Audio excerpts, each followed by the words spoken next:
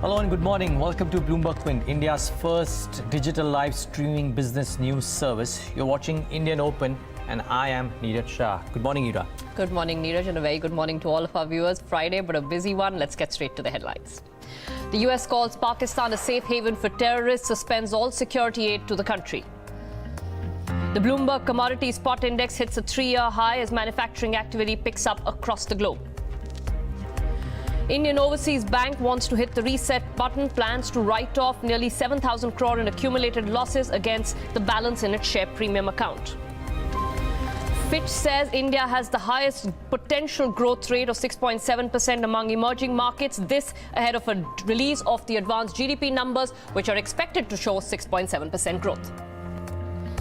And it's a data-heavy day for sure, from India, from across the world as well, and the US markets too. The non-farm payroll data would be keenly watched out for. Remember, the Dow hit the 25,000 mark for the first time ever yesterday, and the handover from the US markets was positive. Asia's showing, though, a muted, if you will, kind of trade early morning. I don't know if this changes during the course of the day, but it's a fairly muted trade from the rest of the Asian bourses. The SGX Nifty 2 indicating a very flattish start to the trading day. But I must say, just looking at the trade setup, it was very impressive what happened in trade yesterday. It was merely a 0.5, 0.6% gain, but a lot of large caps showed brisk activity. Some of the economy-facing stocks in the large cap space, as otherwise too, actually showed delivery-based buying too. L&T, for example, 51% delivery buying. Clutch of other smaller names too did very well. But the activity in the large caps was very, very impressive in trade yesterday. Quick look at the fund flows as well.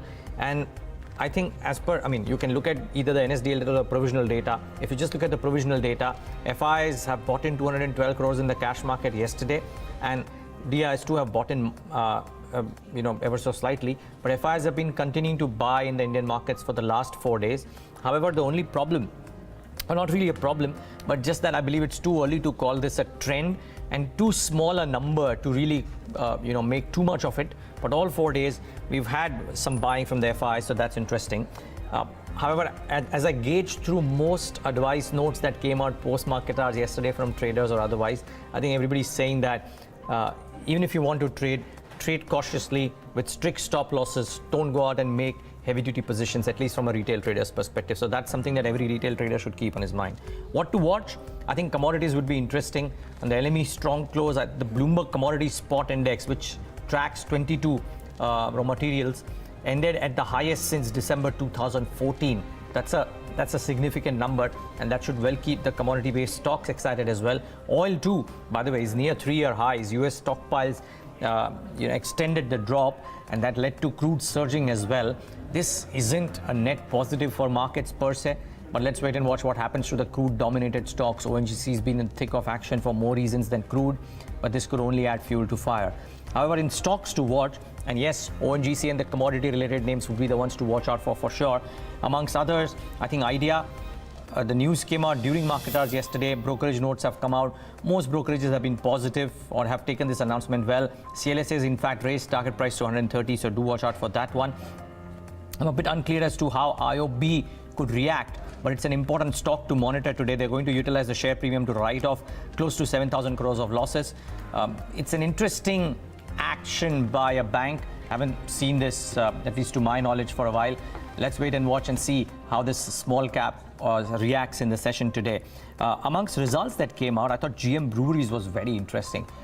Strong revenue growth, a good utilization of the operational metrics, and therefore the margins moved up from 16% to 29%. So 2 or 3 names doing very well. Yeah, sorry to cut you short, Neeraj, but we do have the IOB chairman on the line with us to talk about this accounting move that they've undertaken, in which they've decided to write off their accumulated losses of about 7,000 crore rupees by adjusting them against the share premium account of about 7,650 crore rupees. Now, this will help the bank overcome that loss situation, but it is a novel move, so we're going to talk to him about it. Good morning, sir. Thank you very much for speaking to us here on Bloomberg Quint. Can you talk us through why exactly you decided to do this? Because it is a fairly unusual move. Let me tell you this. First of all, you use the word write-off. It's primarily a setting off. See, if you look at the balance sheet, you have a short premium on one hand and other things accumulated losses on the other. Ultimately, at the end of the day, the net value which is remains constant. It is a question of an accounting practice which you wanted to say in order to bring in a true and fair picture of the balance sheet, which will facilitate the investors to take a well-informed view about it. Rather than telling them that you have on one hand a plus and on the other hand you have a minus, that we are setting it off. The second, there is a true and fair picture of the balance sheet, which is permitted as per the regulations as per the BR Act, which we wanted to make use of it in order to bring value to that our investors who will be able to do the dividend much earlier. This is one important factor which was considered while doing it. This is a fair point. Okay, I'll correct my language then. I won't say write-off. I'll use the word set-off, sir. Did you have to seek RBI permission to be able to do this? Because by all measures, at least by our understanding, this is a fairly unusual move. Yeah, I would say that all the permissions which are required to do this has been taken. I'll say to that extent right now. Sir, all the permissions which are required, yeah. All the permissions which are required. To understand this better, we're also joined by former ICAI President Amarjit Chopra. Mr. Chopra, good morning. We have with us the IOB chairman on the line as well. He's just explained and he's corrected me and said that it's not a write-off, it's a set-off of the losses versus the amount in the share premium account, the securities premium account. And this is in order to present a fair and true picture of the balance sheet. Mr. Chopra, you've got decades of accounting experience. Would you say this is an unusual move, sir? It is definitely an unusual move. There is no doubt about it. At least if I look at the Companies Act does not permit this kind of a treatment under any circumstances. But if I look at the Banking Regulation Act and I also look at the banking's undertakings when this transfer and acquisition occurred, if I read the Section 3 and Section 17, probably there is some way somewhere, and but of course that has to be with the permission of the Reserve Bank of India and the other regulatory authorities. That's exactly the question I had put to the IOB chairman as well. Sir, you confirm that you have received RBI permission? I would like to just correct. If you look at Section 52 of Companies Act, where there is a provision, although the banks have not been covered in the Companies Act, you draw the parallel either in the BR Act or in the Nationalized Banking Act. The BR Act provides for, as has been said about Section 3 and 17, if you combine together, there is a way out for it. And there is an RBI circular of 2006 which specifically spells out what are the actions to be taken. So the Indian Overseas Bank has taken the relevant permissions wherever it is required to be taken. Sir, if I may press you, Mr. Subramania Kumar, if I may press you, you use the word relevant. Can you just clarify whether you have RBI permission? That would just make it easier for us to understand. I should wait for my board to react to that because we have taken all the permissions. No, sir, I understand that, sir. But, I mean, it would just make it easier for all of us, you know, as journalists, and I'm sure your shareholders are listening in as well, to understand whether RBI permission has been sought for this, has been received for this or not, just so that there is some sense of comfort with what you're doing. All the permissions which are required for proceeding further has been taken. Because it is not the only one permission which matters, multiple permissions.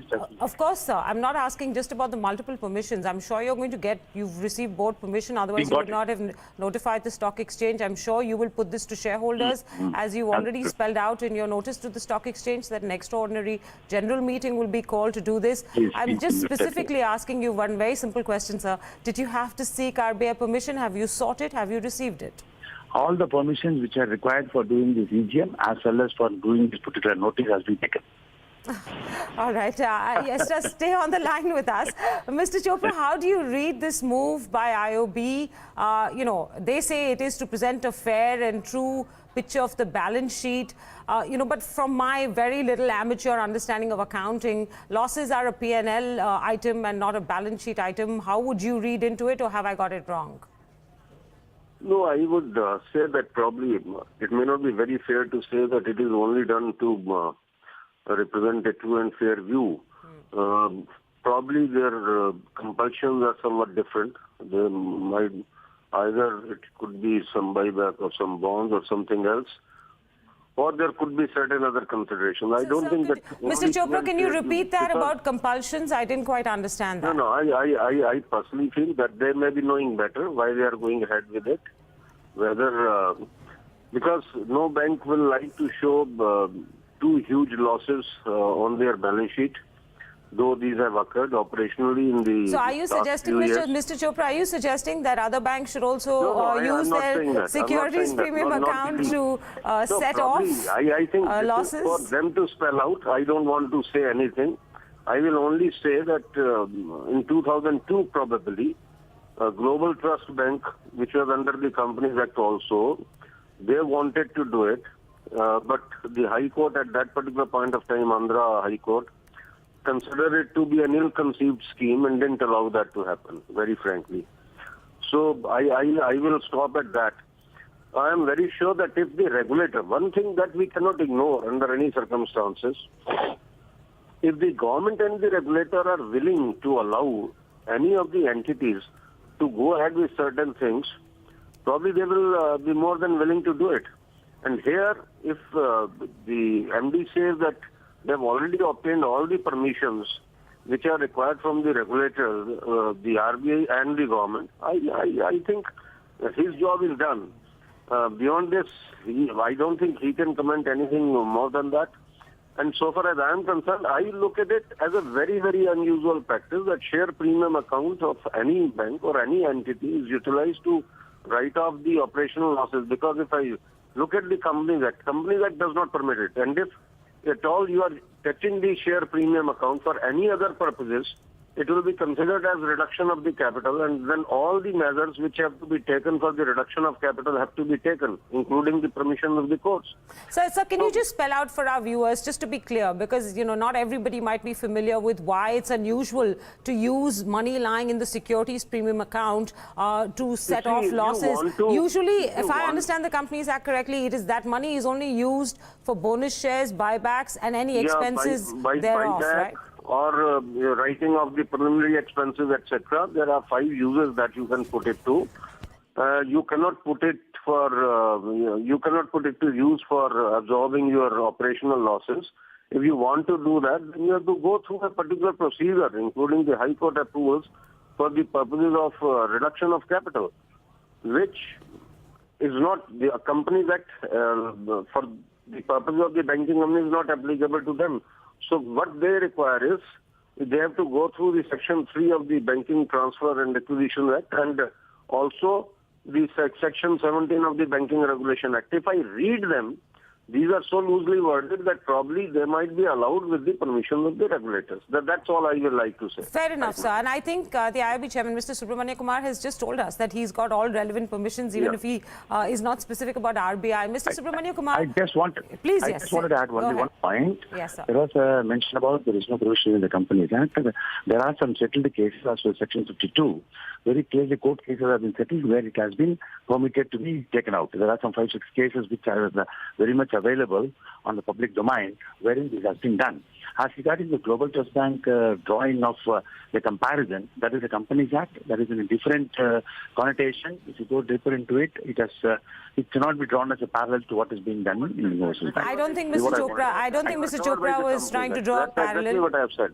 Yeah. That's exactly what I said. Yeah. No, but Mr. Subramania Kumar, we understand that I'm sure that you've got all the necessary permissions from your auditors, from the regulator, even if you won't be specific about that. All we're saying is that this is unusual. We're not saying that it is wrong or incorrect or anything like that.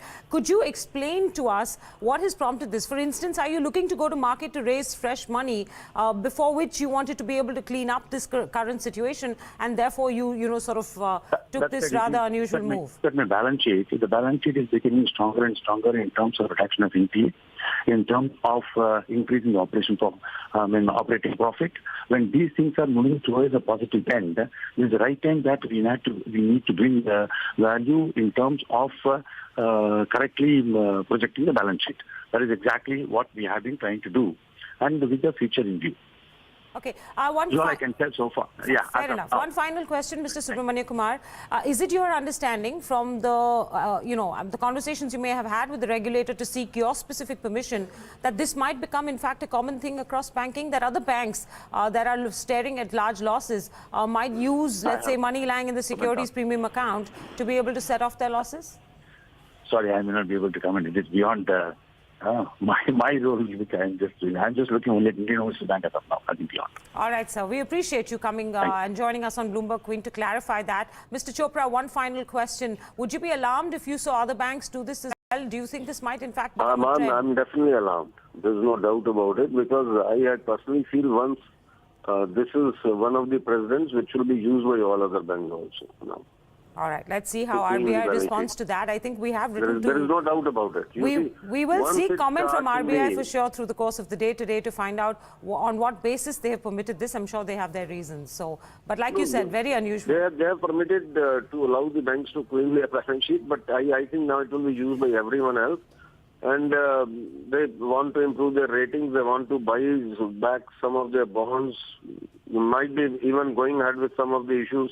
I don't know the reasons thereof, but I'm sure that at the end of the day, the attempt is to see that the losses go off the balance sheet. Now, if that is fairer presentation, I don't have to comment on it. We understand that. Mr. Chopra, thank you very much for joining us this early in the morning. To both gentlemen, thank you for the clarifications and the insight. And there you have it. It is very novel accounting by all standards. I'm sure the bank has its reasons and has its permissions, though Mr. Subramania Kumar wouldn't specifically say whether he has RBI permission. But it is novel accounting, and I say novel. Just that. I'll leave it there. Yeah, unusual, novel, whatever word you can find. Very interesting. Okay, should we move on with the rest of the agenda? Sorry, we hijacked the first word agenda with this. No, but that came in late yesterday evening, and it was important to get clarification. But here's what's coming up here over the next few minutes or so. Issues that we are discussing today. Brokerage houses have mellowed down their expectations from the two benchmark indices. The same cannot be said about their individual heavyweight expectations. We'll get you the dichotomy and play it out for you. Vodafone and Idea Cellular's promoters may not have had a choice but to pump in more equity if the proposed merger had to go through. We'll discuss that and the advanced GDP numbers, a quick preview on what could come later today. All right, we're going to start off with Neeraj. Yeah, well, just breeze through, a couple of pointers that I wanted to bring out today. Now, the reason I'm doing this is because I saw a lot of houses in the strategy notes speak about why there could be a case for reduced buys and maybe some reductions and sells in the large cap or the Nifty universe. And I've used the Sensex out here. And this is Bloomberg terminal data, which shows that if you look at the top 50%, no, let's just get that first plate in, please. The top 50% of the Sensex weightage, and I've enlisted the 8 stocks which constitute top 50% of the weightage. There is more upside, more buy calls, and the target price is substantially higher than the current market prices as of yesterday. So HDFC Bank, Reliance, HDFC, ITC, look at the potential upsides into each of these from a 12-month perspective. The next 4 stocks will come up on your screen and you will see a similar sign. So 56% of the Nifty Sensex weightage already has substantial upsides to the current market price. Now, I'll extrapolate the data to the Sensex 30, which is the 100% weightage for the indices. And that data will come up on your screen. It will show you how at least 12% of the Sensex weightage has target prices northwards of 20%, 11.49%. The target upside is close to 20% or about 20%. For about 48% of the Sensex weightage, the target prices is northwards of 10%. And there is another 16% where the target price is above 5%. So that constitutes about 76% of the weightage of the Sensex, wherein the target prices are substantially and comfortably above 5%, in certain cases northwards of 20% as well. So that's the question. Where is the mandi coming from? I just have one final set of analysis to show our viewers. And again, this is only trying to show you what the view on the index is. The top 3 gainers or the losers. Now, these are the top 2 sell recommendations from the sell side on a consensus basis. And if you look at Sun Pharma, the target price is 529 versus the current market price of about 581. So there is about a 17% downtick that people expect, the sell side expects in Sun Pharma, and the sell side expects similar downsides into one more stock, which is Wipro, wherein again, the target price out here is 266. And the current market price northwards of 300, if I'm not wrong, 309. So there is some bit of downside that analysts expect to come about in Wipro. As against that, if you look at the sell side recommendations on only the index stocks, by the way, I've taken Sensex 30 as the universe. There are 3 stocks on which the sell side believes there is at least a 21% upside. One of them is ITC, wherein the current market price is 261 and the consensus target price is about 318. There is Power Grid as well, which is the other stock, and one more, wherein the consensus target prices are substantially higher than the current market price. So this is Power Grid, wherein again the consensus target price is 242. The current market price is about 200. And lo behold, State Bank of India, the only PSU bank which is finding this favor, wherein the current market price is 308 and the consensus target price from the sell side is 374. But in a nutshell, while people might be talking about some skepticism on whether the index could go on higher or no, as I said, at least 60% of the Sensex weightage, and I'm only taking the index into account right now, because that's what people say when they say that the markets may come off. They're benchmarking it against the Nifty or the Sensex. At least 60% of the weightage of the Sensex from the sell side perspective across the country have target prices northwards of at least 10%, in about 12% of the cases, about 20%. So there's just a bit of, as Yatin was saying yesterday, mandi hai par mandi nahi hai, if you just look at what the sell side is trying to say. So that's something that you got to keep in account. While there is some skepticism, the eventual target price is substantially higher. We have a more flattering description of what you're describing. Which is? The market doesn't know its mind. Yeah, well, maybe that too, yes. All right. Thanks, Neeraj. That was very insightful. I think we'll move away a little bit from valuations and brokerage calls and go to the fundraising bit that was announced late last evening by Idea. India's number 2 and number 3 telecom operators are on course for their mega merger. But just before the deal goes through, promoters of both Idea Cellular and Vodafone India are infusing capital into their respective companies. Now, what's prompted them to put in all this money? Is it the competitive intensity triggered by Reliance Jio, or is there a more urgent need for these funds? Somit Sarkar is standing by to tell us exactly where that money is going. Somit. So I'll start off with the current debt position of both the companies. Now, Idea Cellular has a net debt of close to 56,757 crore rupees, and Vodafone India has a debt of close to 61,833 crore rupees. But the merged entity, that is Vodafone and Idea, would have a much lesser debt of close to 1,02,490 crore rupees. Now, these figures are according to Vodafone press release. So let's see where is the difference amount going. Now, Idea's promoter, that is the Aditya Birla Group, will be infusing around 3,250 crore rupees in the company. And Idea Cellular has plans to raise around 3,500 crore rupees additionally going forward. Now, these two fund raising would be used by the Idea Cellular to reduce its debt, which would bring down the debt of Idea Cellular to close to 50,000 crore rupees, and this will be transferred to the merged entity. Now, Vodafone India, on the other hand, has a debt of 61,833 crore rupees, out of which it can only transfer 52,483 crore rupees of debt. Now, why such an amount? Because Vodafone India, according to the merger agreement, Vodafone India can transfer an excess debt of only 2,476 crore rupees more than what Idea is transferring. So, if Idea is transferring a 50,000 crore rupees of debt, Vodafone India can transfer additional 2,476 crore rupees of debt. Or for the remaining 9,350 crore rupees, it will be getting around 2,000 crore rupees by selling its 2.5% stake in the merged entity to the Birlas, which it will use to pay that debt.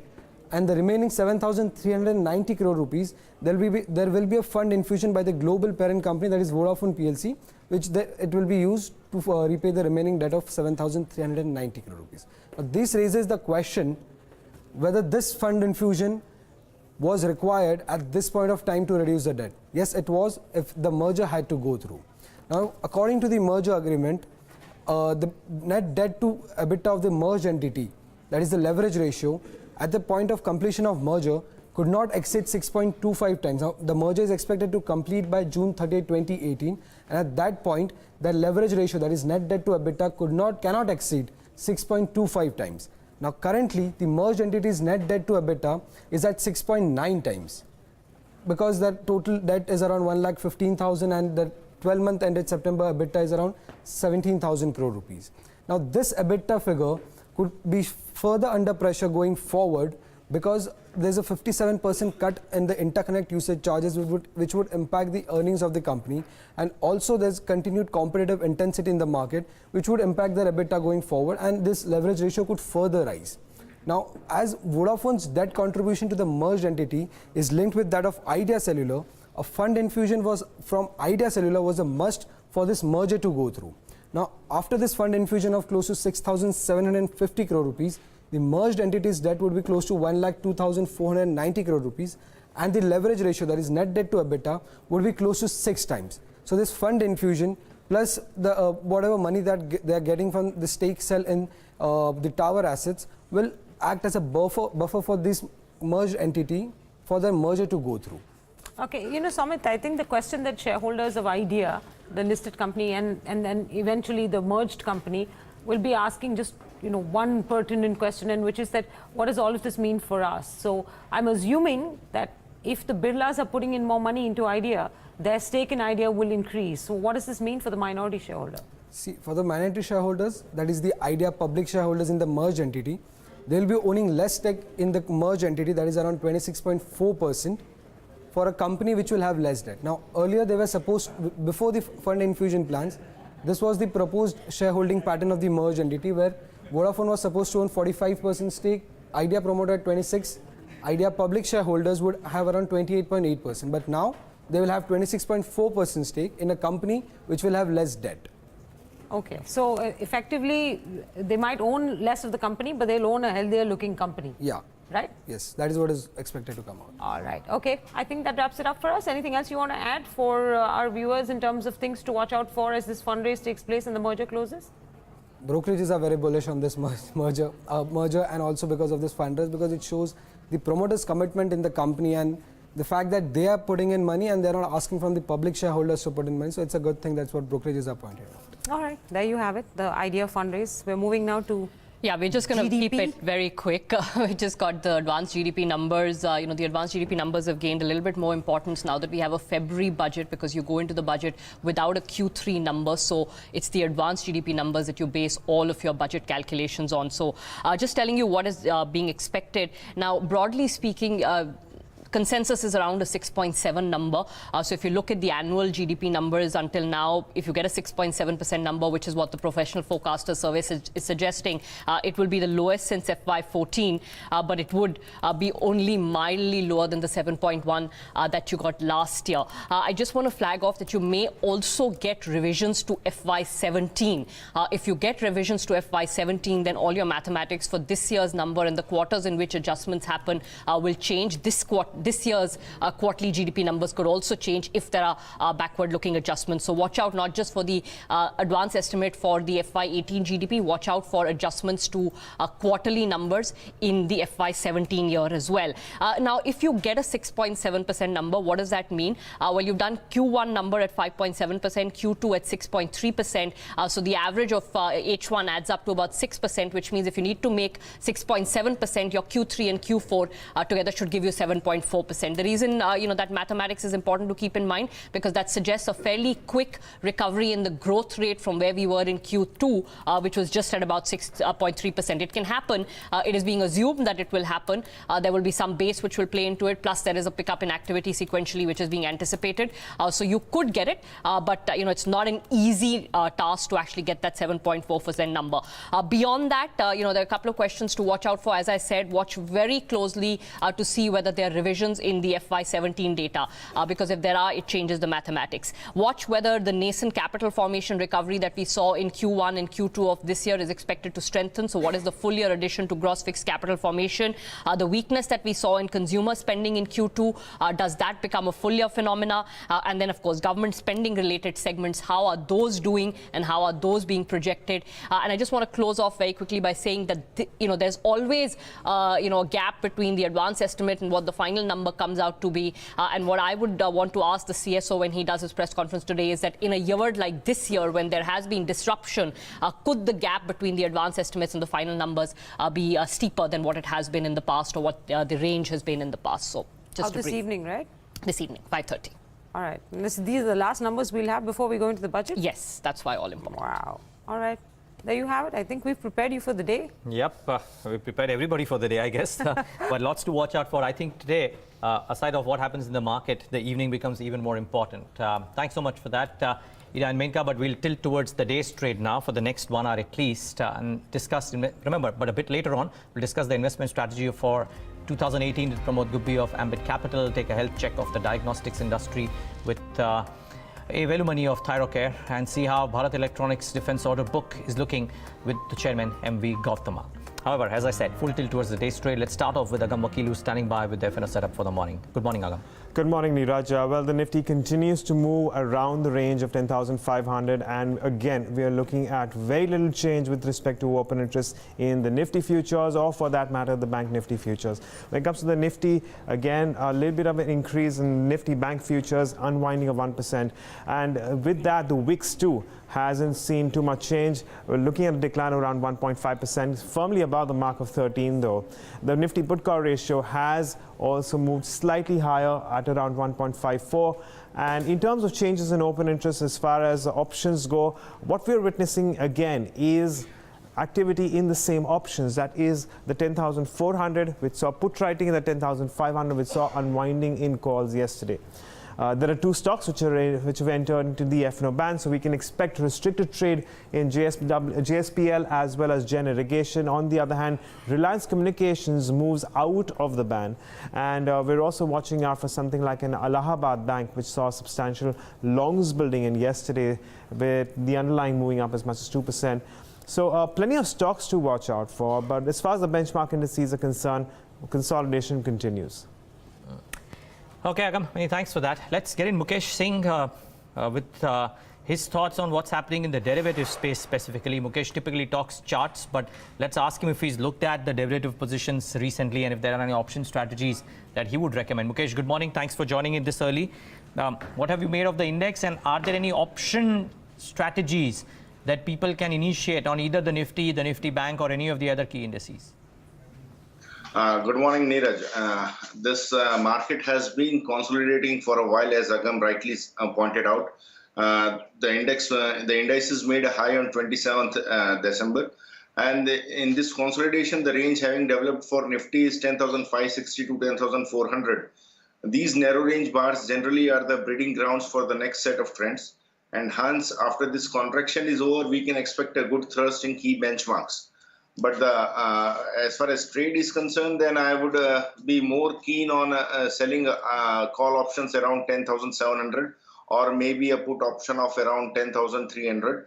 But that is, having said that, I'm not at all a great. I never generally advise these kind of strategies, but since the markets are stuck in this range, one can use this benefit. One can use this trading strategy for taking some premium out of the table. Otherwise, the stops on all trading long positions can be kept below 10,390, while a move above 10,560 is expected to take Nifty higher towards 10,610 or 10,700. Okay. Mukesh, we'll get to your specific calls in a bit, but are there any futures trades on any of the large caps that you might be recommending? We will talk about your Ashok Leyland and Menon Bearing strategies a bit later on, but on the index, are there any futures trade or any options trade that you are recommending? I think one can go with Larsen & Toubro. It has given a breakout of almost 8 to 9 months on the higher side. And if at all, if someone wants to buy a heavyweight, then this seems poised with the least resistance seen on the higher side. A stop can be placed around 1280, and one can buy fresh around 1305 with a stop placed below 1280 for an upside target of 1400. Okay, stay on, Mukesh. So much more to talk about, but for now, let's move on and get in Pradeep with a quick check of what's happening in the commodity space, and to take the show forward as well. And Pradeep, looks like a good handover. Yeah, definitely, Neeraj. Good morning. If you look at it, what has happened is dollar that was strengthening a bit over last 24 to 48 hours has weakened further. And with dollar slipping, all the metals have benefited, not only the precious metal but also base metal. So let's start with gold, where we see gold extending gains for 11th day in a row, and the metal is actually up 4% in last 10 days or so. So strong run gold continues. In base metal also, there was a correction or consolidation over last 2-3 sessions, but there is a rebound here. And if you look at it, now there are some more factors also driving, especially the prices of copper higher. That is, the Chinese government has taken an action and they are cutting down on scrap imports. If that happened, that would impact the supplies coming in from China, which means China will have to probably import more copper. And there are issues elsewhere as well. So there are serious supply constraints, due to which copper has rallied 1.7% in yesterday's trade. It cooled off a bit though. Nickel gained almost 2% in yesterday's trade. Zinc and aluminium also benefited by the overall recovery in base metals. If you look at the Shanghai trade this morning, steel is the only one which is a tad weaker, not a major decline though, but some weakness for the second day in a row. Crude, on the other hand, continues to inch up, moving above $62 WTI. This is the first time after December 2014. Also, we saw the Brent moving above $68. There is a significant decline in inventories, which fell by 7.42 million barrels in US, and that was the key driver, at least in the overnight trade. Well, let's wait and watch what happens there. Remember, just a quick recap for people who are tuning in right now. The Asian markets are showing a flattish day of trade, but commodities remain thick in action. Let's get an initial thought from Dharmesh, Kant, independent market expert. He's back from the mountains and joins us on the show today. Dharmesh, good morning. Thanks so much for joining in. Let's start off with crude and commodities by and large. This uptick that we're seeing, the markets doesn't seem to be worried about it. So that's one aspect. But what about the crude dominated or crude denominated large caps? What happens hitherto to upstream, for that matter, even to the downstream companies? Yeah, good morning. See, as far as the rally in the commodities is concerned, so you have to look at two different aspects. One is the base metal rally and the other is the crude rally. So they both are in the divergent directions. The crude rally is more on supply constraints related issues, be it Middle East, be it US. These news has been doing the rounds, and I think artificially the supply has been kept lower, and winters are the season when crude prices usually take uptick because of the harsh winter nature in the US and the European region. So that's the natural phenomena. Every year this cycle happens, and this is what has been reflected in the crude price. But any WTI trading above $60 is always a concern as far as India is concerned on the macro front, and that should remain. The only comforting factor is the currency part. So government has, the RBI has managed well the rupee movement, and it has been appreciating. Last year it was the best currency among the basket, appreciating almost around 5% to the US dollar. And this time again, the start of the year shows that the currency will be appreciating further. So the government is letting no loose ends out there. So currency is being managed well. That's a comforting factor. But at the same time, if the crude prices go up, you will have upstream companies are going to benefit. The likes of ONGC, Oil India will surely benefit from the rise in the crude prices. But at the same time, downstream companies, after $60 raises are concern, and again the end of subsidy regime and all can again come back, and pricing control and things like that may start happening very soon, because inflation is bottoming out. The low base effect of inflation is over, and now you will have a very low base effect to count for the month-on-month or year-on inflation going forward, and with the crude prices rising and the economy is again picking up.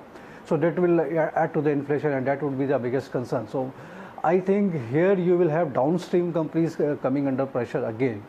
As far as metals is concerned, Indian equity metal basket, I think much has been discounted for almost all the good part, be it volume uptake or the prices rising up. That's already there in the metal prices. From here on, it would be more of an aberration of a trading rally, which you can see maybe 10-15% more upside on the stocks like Hindalco or JSW Steel. But that should be the end of it. If you look at the normal inventory levels of the metal demand playing it out. And with slight dollar again weakening further, you will see the parity again playing out in the metal prices. So my own sense is that metal prices are around the correction on the global scene. So you will have a correction playing it out on the base metals as well as the Indian equity metal stocks. So their caution is advised. Traders may play with stop losses and trailing things like that. But as far as investors are concerned, time to consolidate your position, don't take fresh position, or time to book profits. Okay. Now let's move on and see what our research team is watching out for this morning. Some mid-cap companies have come out with their numbers and also some interesting research notes that we'll talk about. And Somit, Nikki and Agam are ready with the updates. Nikki, to begin with, stocks and news. Sure. The important one is GM Breweries. Now, good set of numbers coming in from the company, both on operational front as well as bottom line performance is good. Revenue has grown up by 21% at a number of 118 odd crore. Net profit has risen 125% at a number of 22 crore as compared to 10 crore that we've seen in the corresponding quarter. A sharp jump in operational performance itself, more than double to 34 crore as compared to 15 odd crore that we've seen in the corresponding quarter. Margins have expanded to a good 29% as compared to 16%. Both your cost saving techniques along with your higher revenues has led to a good beat in operational performance. Raw material expense as percent to your net sales has come down significantly to 64% as compared to 74% that we've seen in the corresponding quarter.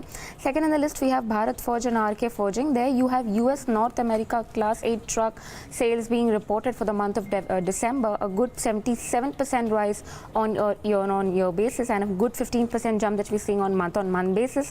Third in the list is Electro Steels. That's what insolvent company that is currently undergoing the NCLT proceedings. It's a ET exclusive report which says that the four companies have been bidding for this insolvent company, which includes the likes of Tata Steel, Dalmia Group, Vedanta, and the fund backed by Edelweiss, which is in foray for the bid. Varun Beverage is another interesting counter that we might just keep an eye out on. The company has entered into a strategic partnership with PepsiCo for selling the entire range of Tropicana in both your north as well as eastern region. HCL Tech, that company has terminated the pact with Great America Insurance Company. Great America Insurance Company is expected to sell around 8% stake now in this JV, but then the price back to HCL Tech, but then the price will be approved by Reserve Bank of India. Dredging Corp, that's one interesting counter again. Two consecutive session of rally that we've seen for the counter. Government is seeking bid for selling stake of Dredging Corp, including the 3 PSBs. It's one of the 3 PSUs that the currently looking for divestment. In bulk deals, you have Apollo Pipes. 3 fund houses have bought in around 10% stake in the company. Importantly, you have Param Capital, which has bought in 2% stake in the company, while Gupta family has offloaded a good 35% stake. Advanced Enzyme, that's the last stock that we are tracking in the counter that we have on our watch list. The company is expected to meet a fund house, Astute Investment Management today. So that's one interesting counter that we need to keep an eye out. Okay, and Agam, you're looking at Jubilant Food. The stock has in fact kind of turned around. What's the update now? Yes, so we have a Jefferies note which has initiated a buy with a price target of 2,200 rupees. They say that they like the Jubilant Foodworks margin story, and moreover they're also saying that the improved value proposition will lead to higher same-store sales growth. That in turn will lead to additional earnings. That said, they're also expecting Dunkin' Donuts losses to shrink substantially, and they also suggest that cost savings is not yet fully reflected in the numbers, and that is one of the few reasons why they are initiating a positive stance on Jubilant Foodworks. Okay, and Somit, what are you looking at? I'm looking at the broader market. Now, Credit Suisse has come out with this interesting note on their outlook on the Indian equity market for the year 2018. Now, they have maintained their cautiously optimistic view and outlook on the Indian equity market. Now, they're enthused by the reform momentum that is going on, but they're nervous about the fiscal crunch, several upcoming state elections, earnings downgrade, and high valuations of the market. Now, they're saying, but however, going forward, they're not expecting a sharp and prolonged correction in the Indian equities. Now, they have come out with 5 themes to play in the Indian equity markets. First of them is the rural demand revival and financial inclusion. Now, they're believing that the government could take measures in rural economy ahead of the 2019 general elections, and the stocks that would benefit from this would be Cholamandalam Investment, Dabur India, Edelweiss Finance, Imami, Hero Motor, M&M Financials, PI Industries, and Shriram City Union. The second theme is on affordable housing. Now, they're saying that accelerated spending on affordable housing would help create job opportunities and boost the construction sectors, and the stocks that would would benefit out of this would be Ahluwalia Contracts, Crompton Greaves, India Bull Housing, Kajaria Ceramics, Pidilite Industries. Third theme is on infrastructure. Now again, continued accelerated spending on infrastructure with policy support and international financing could boost this sector. And the stocks that would benefit out of this is Dilip Buildcon, KEC International, L&T, Sadbhav Engineering, Tata Steel and Tata Steel. Now, fourth theme is on the energy sector, and they're saying that favorable policy framework would attract more investment and improve the energy infrastructure for the company. And the stocks that would benefit include Indian Oil, ONGC and Petronet LNG. And last theme is on banking sector, and they're believing that the NPA resolution and the bank recap would benefit the sector. And the stock that they're picking in this sector is SBI. Okay, thanks a lot for this update. In fact, Dharmesh, if you look at it, some of the themes that market has been trying to play, affordable housing, if you see Visakha Industries, Kajaria Ceramics, some of the names that moved up even in yesterday's trade. How would you play the affordable housing theme? Do you like some of these names? See, most of the names as far as building materials are concerned, be it Kajaria Ceramics, Somani Ceramics or all, have actually at a very higher multiple as far as valuations are concerned. I don't see those multiples matching the growth trajectory going forward. So there's a gap, but at the same time, because of liquidity concerns, too lesser choice out there for to be invested in. So this space continues to be attractive. For that matter, even Shankara is has been trading at very higher multiples, though the correction has been there post the initial rally. But again, you have funds chasing such kind of stocks because of the portfolio allocation which needs to be there. So I think it's more to do with that. As a business house, if you ask me, if as a company or for the business perspective, they would be making money. But whether the stock valuation matches the kind of money they make, I'm afraid like there's plenty of gap out there. So not much of a value buy. At the same time, housing finance companies looks attractive to me post the recent correction which we have seen in most of the stocks. Though the macros, the fundamentals have changed a bit, which they were a year ago.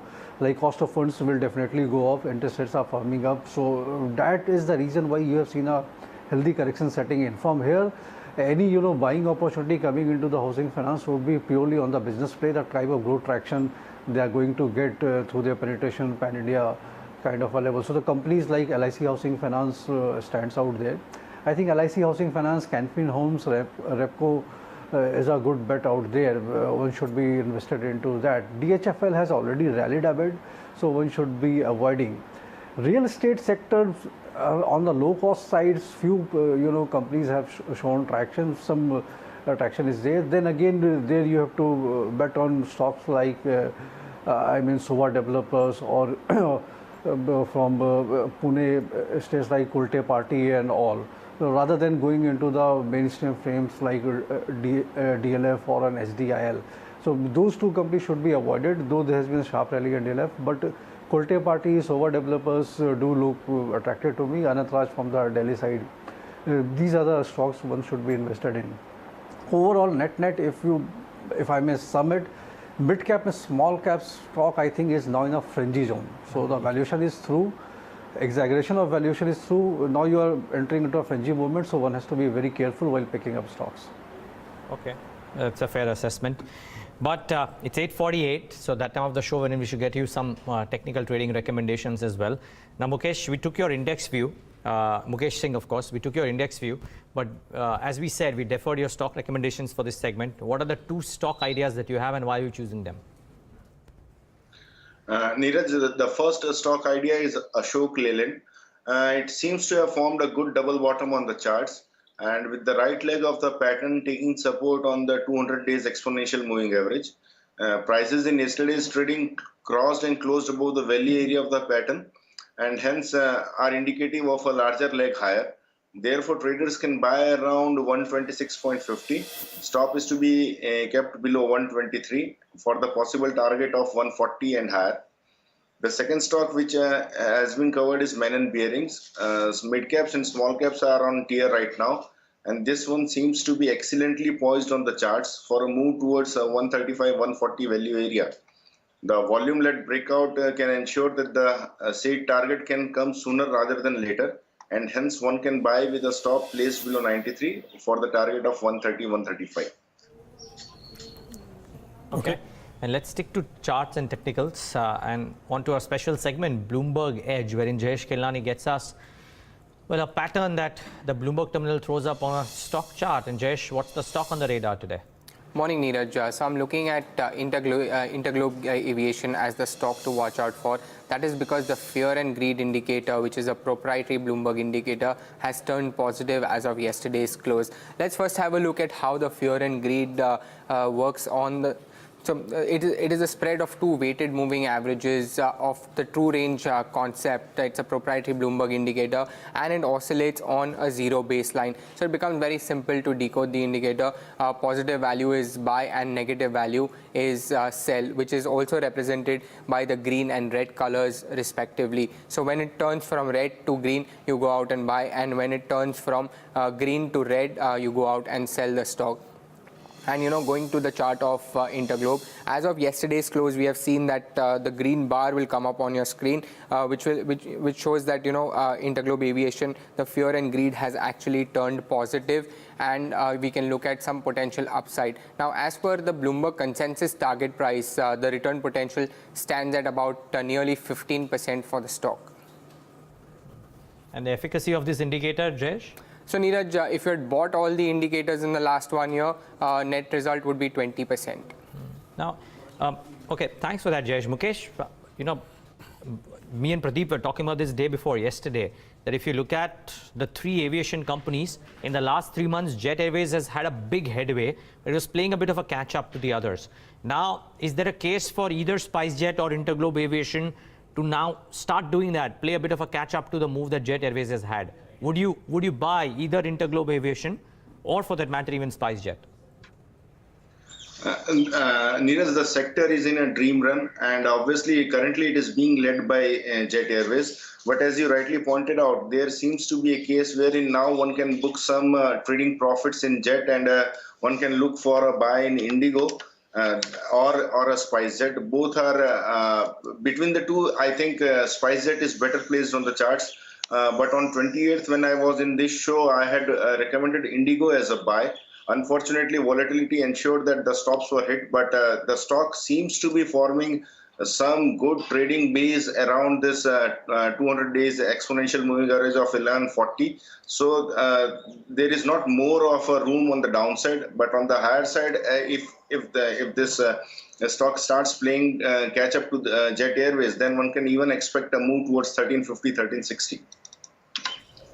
Okay, so that's the call coming in on aviation now. Shrikant Chouhan is also joining in. Shrikant, what are your top trading ideas this morning?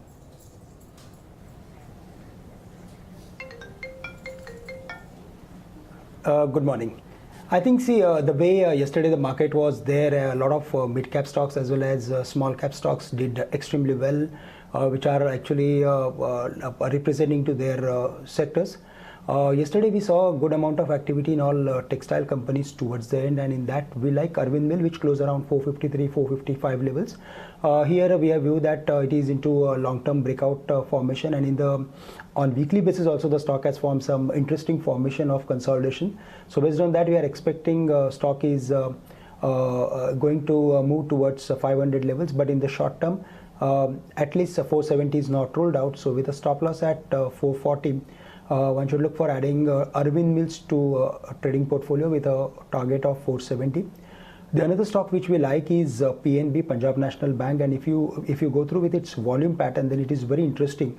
The volumes are increasing along with the delivery volumes, and even if you go through with the overall space, then it is highly underowned. So we are of the view that if there is any specific news flow comes, and yesterday there was positive momentum in Bank Nifty. So we are of the view that if we see, if we are going to see some activity in today's date in the market, then I think it should get backed by all bank stocks, and PSU. In that PSU space, we like Indian Bank as well as PNB. But in today's date, we have a buy call on PNB with a stop loss at 174, and here we can keep a target of 183 on the high side. Okay, I'm just looking at some fundamental names out there. I thought it was interesting, Pradeep, the note from Jefferies on Jubilant Foodworks. Target price of 2200 notwithstanding, we've seen this whole Domino's franchisee, which was bogged down a while back, I think the change in the management has somehow done wonders. I don't know whether that's just coincidental or otherwise, but it can't just be purely coincidental. But I remember the stock was at 900, 950 when this change happened. And yes, the market has moved up too, but it's almost a doubling that we've seen Jubilant FoodWorks do ever since the change in management happened. Yeah, and the kind of new launches, some tinkering with product and all that has really worked, because I think they are more consumer focused or FMCG focused, because the new CEO came in from that franchise. So that has probably worked where most of the investors had given up. And yeah, now the question is whether there is further upside, like 2,200 rupees of the target price that this report is talking about, which means from the lows where it was, 12, 13, 1400 kind of range, from where it has started to move up. Is there a significant upside still? That's the confidence that Jeffrey's report is actually showing at current levels. And they're still talking about losses of Dunkin' Donuts coming off. They're not talking about Dunkin' Donuts starting to make a contribution. If Dunkin' Donuts starts to make a contribution as well, then that's an added leg to Jubilant FoodWorks. But interesting one, a unique franchise of sorts. Let's see. And a lot of portfolio shuffling that has happened. Some restaurants have been shifted or refurbished. So that might have also worked for Dunkin' Donuts, maybe. Okay. So that's one interesting one. Dharmesh, 3 minutes left for the pre-open rates to come in. The other one that I want to talk about, Dharmesh, is the brewery space. Now, GM Breweries is but an indication, maybe, of what this entire pocket could throw up, because we know that molasses prices have come off quite significantly in the last 6 odd months. What did you make of the numbers of GM Breweries? If you've seen them, their EBITDA margins have expanded 1,300 basis points. Could this be true for the space at large? And do you like anything within this pocket? See, as far as brewery segment is concerned, the business is very good. The business will continue to be robust, and it will continue to make profits for the promoters. The expansion of margin, I have not looked into the detail of the GM Breweries number, so I won't be able to comment in detail. I have just had a glance over it. So the number per se looks attractive, and input prices benefit they have got. But as far as the valuations are concerned, that has always been a concern. The type of gap which has been there, be it UBL, be it United Spirits or GM or Radico Khaitan for that matter. So that is what is only the nature of concern out there. So, but I think over a period of time, if one is willing to stay invested in 3 to 5 years kind of a horizon, these are the pretty good stocks to be there. But in a short period of time, if you're looking for playing out, say 6 months or a year time frame, I don't think much upside is out there. But Pradeep, interesting, GM Breweries. If this is any indication of what the space could do, we are in for a bumper Q3 for some of these names. Yeah, and the entire sector has really done well. So if we have to pick up one liquor stock, Shrikant, what would you pick?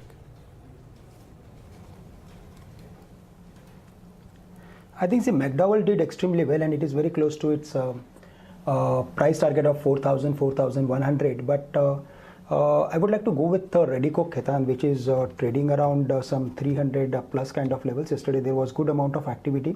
In the past also, I think we recommended around close to some 220, 230 levels. But the interesting part is that the stock has spent a lot of time between the range of 200 and 50, 60 on the downside, almost 7-8 years kind of period.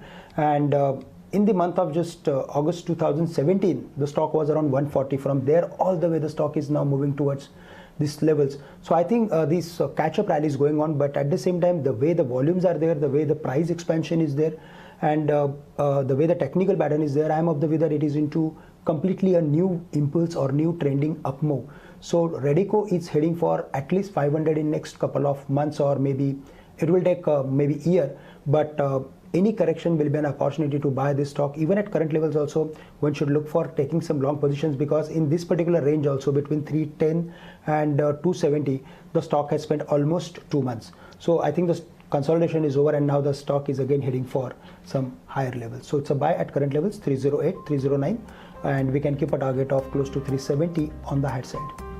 Okay, so that's the call coming in on liquor space. Let's have a look at how SGX Nifty is doing, up 14 points, 10,545 is what we see. And most of the Asian markets are positive, marginally positive rather, I would say. So let's see how our markets are going to start. A downtick, 10,480, but it's recovered, 10,530, 10,529. Well, that's the level we see on Nifty, higher by around 0.25%. Sensex is also up by almost 100 points, again 0.25%. So that's interesting. If you look at some of the stocks that have been driving, and let's see what's happened to IOB first of all, because that bank plans to erase some of its old losses or write them off by using the reserves, and well, market has not really taken it negatively, up 3.5%. IDBI Bank is also higher by around 4%. Central Bank is up 3%. Canara Bank is up 1.5 or 2%. So most of the PSU banks continue to move up. Reliance Communications, interestingly, has opened higher, and so has Idea. Is up around 7% after yesterday's recovery. It continues to hold on. United Spirits, we just talked about, is higher by 3%. And Syngene is another interesting name, which has gained by around 6%. So both the indices are holding on, and mid-caps are also participating in opening trade today. I just want to mark Larsen and Toubro, some very strong buying that we saw yesterday in that stock. And after that 3% uptick, about 10 rupees higher today. ONGC is the other one. Crude doing what it is doing. ONGC anyways had a decent day yesterday. Let's see if there's more upside there. Above 200 now. But again, just 0.75%. I think the index is about 0.5% higher. But select large caps, probably not doing too much. Idea Cellular, of course, remains not an index name, but Idea Cellular remains that top stock to watch, though has cooled off a little bit from that opening 1 minute high that we had for the company. Just bring up the HDFC Twins and Reliance too. You remember yesterday we went up despite the HDFC Twins not participating, and that was probably the most interesting part for me. In today's session, quiet as quiet can be, but in the green. Reliance marginally in the green as well. I'm just trying to think what is moving up. I mean, Bajaj Finance ever so marginally, Bharti Infratel ever so marginally, but State Bank of India is pulling in the punches, up about 1% as we speak. But these may well change, so let's wait and watch. For now, though, it's let's get in Saloni Dhanuka, who's waiting by with the big brokerage calls for the morning. Saloni, good morning. Good morning, Neeraj. So we have Nomura on life insurance sector. They remain bullish on the entire sector as they believe that improvement in the growth outlook and operating metrics is not a structural change, but is more of a structural change and less cyclical. And they believe that life insurance will be the key beneficiary of increasing financial savings mix in this current space. And hence, they expect annual premium equivalent to grow at an annualized rate of 18% over FY17 through FY20 for private players. They initiate coverage on HDFC Life, ICICI Prudential and SBI Life with a buy rating, while they maintain their buy rating on Max Financial Services. First up on HDFC Life, they have a target price of 450 rupees, which implies a potential upside of 12%. HDFC Standard Life remains their top picks on the back of relative strong valuations, strong distribution network as well as balanced product mix. Also, HDFC Life has highest share of protection business as compared to peers, which is leading to higher margins of over 20%, and further they expect these margins to improve to 24% in next 2 years. On ICICI Prudential, they have a target price of 490 rupees, which suggests a potential upside of 30%.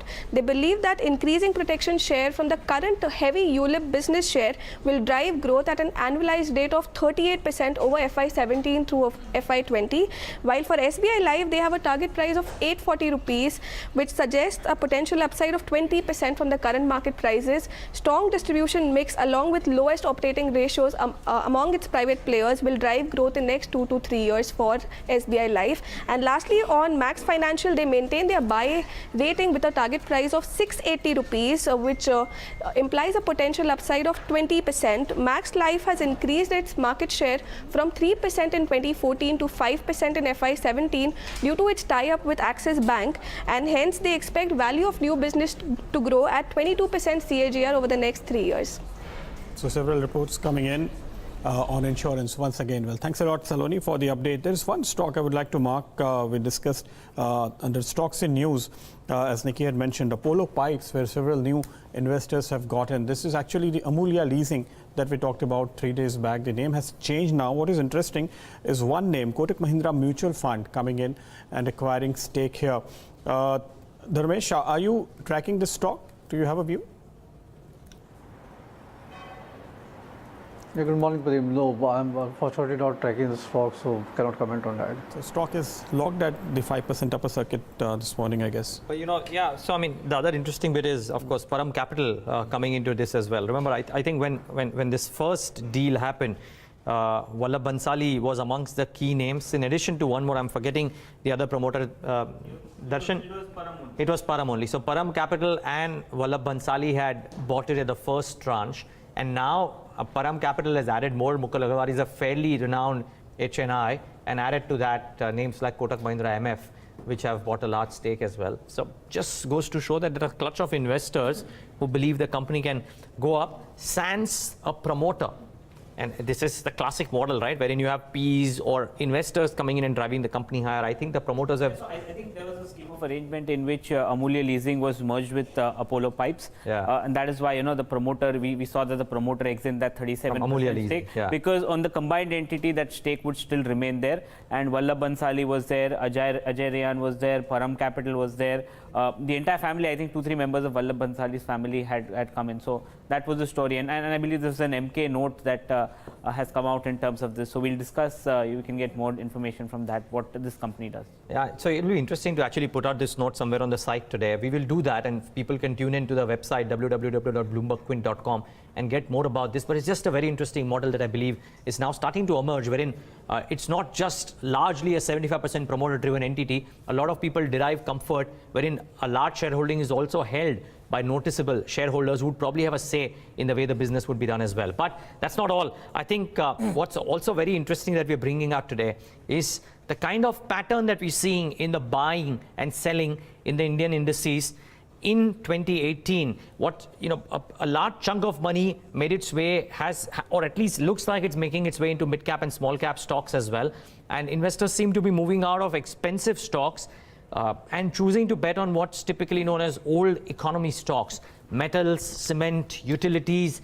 Darshan has found out, and before we get to the specific stocks as well, a quick word on the selection criteria. We've considered stocks which have a market cap of more than 10 crores. So from the tiny toons to the large caps, and we've gone by Bloomberg's definition of a small cap, mid cap, and a large cap stock. So Darshan, what are investors choosing in the first 4 days of the year? Yeah, so I'm very surprised because we've seen that, the Nifty is not gone anywhere. Some of the large caps are not moving, but some of the micro caps, they're moving, or they are up 20% every day. So this is the trend. The large caps are the Nifty. These are the 50 companies by the largest market cap. These are not the Nifty 50 companies. These are the Bloomberg criteria. So if you're looking at the large cap, the average market cap is 1.6 lakh crore. They've done nothing. So the Nifty or these large caps are up just is absolutely flat. Then money is again moving into mid caps, 161 stocks here. The average market cap is 27,000 crores. That's up 1%. Then you go down further even where the small cap universe is, almost 507 stocks here with an average market cap of 4,000 crore. They've been up 2% in the past 4 days. But look at this, the micro caps, almost 2,000 stocks are there. The average market cap is 280 crores. So there'll be some companies with a 10 crore market cap, someone will be with a 400, 500 crore market cap. So the average is 280 crores. In the first 4 days, they're up 5%. So there is significant amount of traction that's coming into the micro cap. So this is the trend that we've seen as of now. Now look at the large caps. Coal India, L&T and Tata Steel are the 3 biggest gainers that we have seen. And where is money moving out? Eicher, Maruti, BPCL. So the high expensive stocks are seeing selling. So Eicher, Maruti is seeing selling, and metals, industrials, again there is money coming in. The trend so far for large caps is something that we spoke about. Money is moving into the old economy stocks, and money is moving out of the expensive high PE stocks like Maruti and Eicher Motors. Now what the trend for the mid caps is, look at these stocks in 4 days. Graphite, Rain Industries, Reliance Power, SJP and JSPL. So again, commodity related stocks, cyclical stocks, where there is some bit of news, and the trend continues for Graphite and Rain Industries. And where is money moving out? There's no clear trend, but GMR did rally. Adani Transmission did rally last month. Edelweiss did rally last month. So there's a little bit of profit booking that we are seeing, but clearly look at the ratio of the gainers to the losers in terms of what has happened. So this is the trend as far as the mid caps are concerned. The 2 important trends for the mid caps so far is the fact that utilities, industrial and real estate stocks among the mid-cap stocks are surging in trade. That's the first trend. Pharma, telecom and IT stocks see selling pressure that's come in. Now let's move on to the small caps. Now as far as small caps are concerned, look at the gains. Tasty Bite is about 10,000 now. Sagar Cement is up 30%. Philip Carbon, DB Realty, Excel. So again, you're seeing commodity-based stocks seeing a lot of traction. What is not doing well are these counters which had gained last month. So Arcom is up significantly, JP Power is up significantly. So there is profit booking that is seen in some of these small cap stocks. So this is the trend that we are getting as far as the small cap is concerned. The trends that we are seeing for small cap is the fact that, telecom, materials and cement stock surge. And in the telecom, it's the telecom equipment, the HFCLs and all that are getting significant amount of traction that is coming in. And utilities here are seeing selling pressure. And finally, look at the micro caps. And these are the ones that have gained. Gallant Ispat is up 73% in 4 days. Obviously, it came out of the SEBI promoter issue. Ludlow Jute is up 43%. The entire jute pack, Ludlow, Cheviot, Gloucester, all of them are doing well. Orient Green, Panasonic Carbon, Nagarjuna Fertilizer. Again, cyclical stuff is moving there. Cyclical, dependent on commodities. Ludlow is also commodity, jute is also commodity, Panasonic Carbon, agri stocks. So the trend clearly is moving onto stocks which are unknown. And into micro caps. That's the trend that we're getting in for the first 4 days of 2018. Well, thanks a lot for that, Darshan. That's an interesting list. And, just a quick rapid fire of sorts with our guests. We are very close to market open. Mukesh, Shrikant, will request you to give me quick answers here. But Ludlow Jute or Cheviot, any of these companies have you tracked, Mukesh? Not really, Neeraj. Okay. Shrikant, have you looked at these?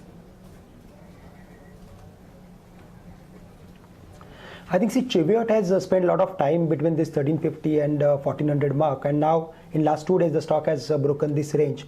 While looking at the volume and the way the performance of this stock of last couple of years, I think the stock is heading for minimum 2000, 2200 in next few months of time. So it's a buy, not at this price, but yes, if there is a medium to long term view, then even at this price certainly one can buy. Minutes away from market open, let's tell you all that you need to know to stay ahead in trade today. Then we'll get in final comments from our experts.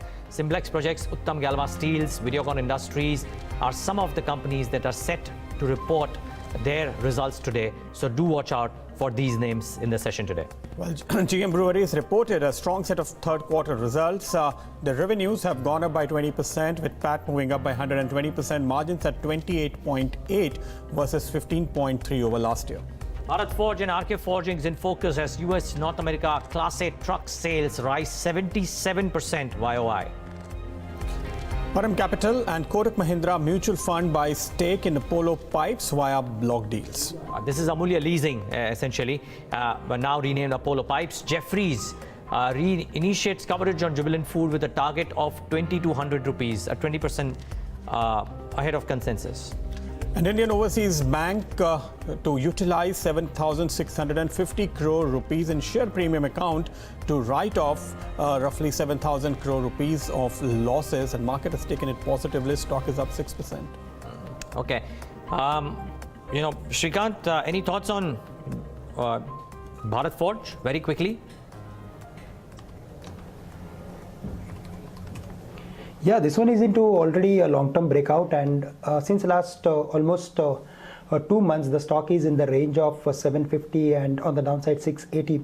The overall stock is showing a lot of outperformance, and the way the reports are there, and the stock is heading or trading above the mark of 745. We are of the view that it is heading for at least 850 in next few months of time. So it's a buy. It takes time, but it's a buy, confident buy at current levels and more on dips. Okay, but let's nail it down to that one top idea for the day from our experts before we let them go. And Mukesh Singh, to you first. Your top call for this morning would be? Neeraj, with small caps and mid caps hogging all the limelight, I will go with Menon Bearing. Buying is to be done around 101, 103. Stop is to be placed below 93, and target on the upside, I am expecting a push towards 135 in a few days' time. Wow, 135. That's a strong uptick. Good call, Mukesh. We'll watch for this. Shrikant, what about you? Your top call? Neeraj, I would like to go with Arvind Mills. Currently, it is around 450 levels. The stock has formed ascending triangle on the high side, and we are expecting 470 in the near term. So with a stop loss at 440, one should look for adding Arvind Mills to the trading portfolio. Okay, Mukesh, Shrikant, thanks so much, gentlemen, for joining in. Dharmesh, stay on. We'll take in one final word from you. But the market's about to start trade, and this Friday, the first Friday of the calendar, we'll have a start which is marginally in the green. The question mark is whether we can build on from there. It's about 0.25% apiece, or slightly less than that for each of the three indices. I would guess the mid caps and the small caps too would be 0.33% or thereabouts. Yeah, exactly 0.33% for both the mid caps and the small caps as well. The heat map, even Stevens, maybe marginal edge to the green. Yes, a bit of an edge to the green. Not marginal, actually, quite a bit of an edge. But as you see this row, a clutch of names which are bobbing between the red and the green, just marginally in the green, all of these, but no big gainers and no big losers. That's the trend for the day. We don't have ONGC amongst the top gainers either. Sun Pharma, incidentally, is the top gainer, but no movement by the crude-related stocks as well. In fact, ONGCs are not lying there anywhere in the top two rows. It must be lying very, very flat. I just can't spot ONGC. Yep, right there. It's lying very, very flat. So no big moves for any of the commodity denominated names in the session today. So maybe the broader markets are showing all the moves. Let's quickly tell you 3 or 4 stocks that I thought we should bring about in the session today. Firstly, Apollo Pipes, Armulia Leasing. Big funds have bought. The stock not reacting too much. But what would be reacting would be the Class 8 truck sales reactions, and Bharat Forge and Ramkrishna Forgings, both of the stocks are doing well. Typically people forget about RK Forgings. This one too has inched up in the session today. So good start for both of these. GM Breweries, very strong set of numbers. Margins, more importantly, expanded 13% or 1300 bips, and that's a result of GM Breweries. That's the result why GM Breweries is moving up about 14%. Last but not the least, just want to mark Varun Beverages. It's up another 8.5%. It's a tie-up with PepsiCo for Tropicana. They already have a tie-up with PepsiCo, but it's a Tropicana tie-up that they've done, and as a result of that, Varun Beverages is up about 9% in the session today. Pradeep, what else are you spotting? So you have China Irrigation moving up by around 13%. China Irrigation DVR, by the way, which has moved up by around 13%. China Irrigation stock is not on my radar as of now. Some more key gainers would include IOB, which is up by 7.5% now. Munjal Auto has gained 6.5%. You have Pokarna moving up by around 6%. Also, some of the names would include Godavari Power, which has gained around 5% in today's trade, and Ujas Energy. So a lot of movement in small cap names that are doing well in today's trade. Jaisawal Nico is another stock which figures among the key gainers. Not many losers really in mid-cap space, but a few like Bombay Rayon continue to be there, so down 5%. Yet another down day for this one. Also, IVR, CL and Unitech continue to lose. HEG Limited, by the way, interestingly, has come under selling pressure. It was down yesterday also, so this would be a second day of correction for this one. Well, interesting. We'll watch out for some of these. Dharmesh, before we let you go, we asked you about a clutch of stocks that we wanted to know about. New year, if indeed there is something that you are making an investment into, and let's leave out the large caps or the large mid caps, anything in the mid cap, small cap variety which is looking like a promising story? See, in the mid cap space, I think there are a couple of good stories out there for the newer perspective. One is BLS International. The company is very good. It's into visa processing, and primarily now it's taking up into digitization process of a lot of government of India or state government, activities like Aadhaar card and all. And they have bagged a big contract from the Punjab government, which will be paid out over a period of 5 years. Every year, a fixed amount of revenue will come to them, irrespective of the amount of work being done. If you look at the earnings trajectory of BLS International, it's been very strong. FY16, they ended up with around 17 odd crores of PAT profit. FY17, they ended up with 50 crores of PAT profit, and FY18 in the first 2 quarters, 50 crores has already been there. Going forward, my own sense is that FY18, they will be ending up 100 plus kind of a PAT profit. And FY19, it will be 150 odd crores. They have already got Spain visa processing contract, which is a worldwide contract. So total number of visa processing goes up from 1.8 million to 3.7 million now. Afghanistan has awarded them a contract, and 9-10 states of Indian states they have been applied for getting the tender for the almost digitization of all the departments which they are having. So if all plays out, it's a debt-free company, solid return ratios of 40 plus kind of a thing. I think a lot of traction is out there. it's still very cheap, even if you discount it at 25% FY19 earnings estimate 370, 380 should be the price target. But I think slowly a lot of brokerages will also be coming out with a report on this, and this stock will see multiple re-rating going forward. So this is one stock. Other is PTC India Financial Services. It's into renewable energy segment. We all know it's a well-discovered stock, but I think the type of government of India impetus is there on the renewable energy segment. This is likely to pick up in a great way. The NPA-related issues, I think, is already has been on the resolving process, and further slippages won't be there. My own sense is that. So a good value by its trading at around 0.8 times price to book. Usually it trades around 1.4 to 1.5 times in a good days. I think 3 years back it used to trade there. So multiple re-rating can happen against 55-60 is a 1 year price target for that. One stock which I would like to recommend from the large cap space is Tata Motors. So we had yesterday India JLR numbers, the growth has been phenomenal, around 49%. MSCV and passenger vehicle segment in India has picked up, and their overseas business has been doing well. This is the cheapest auto stocks available, auto stock available in the entire basket. So I think 30-40% kind of an upside from a year's perspective you can get in Tata Motors. So that's a large cap value buy for my end. Okay, Dharmesh, we'll leave it at that. Many thanks for joining us today and giving us that perspective. Good having you as always. Thank you so much. Thank you. Okay, the market's doing reasonably okay, much better than what the SGX was indicating. Let's get in Pramod Gubbi. He's Managing Director and Head of Institutional Equities at Ambit Capital. Joins us right now on the show. Pramod, good morning. Thank you so much for joining in, and wish you and your team a great 2018. Hope it's a great one for all of us. The question mark is, can the start be good?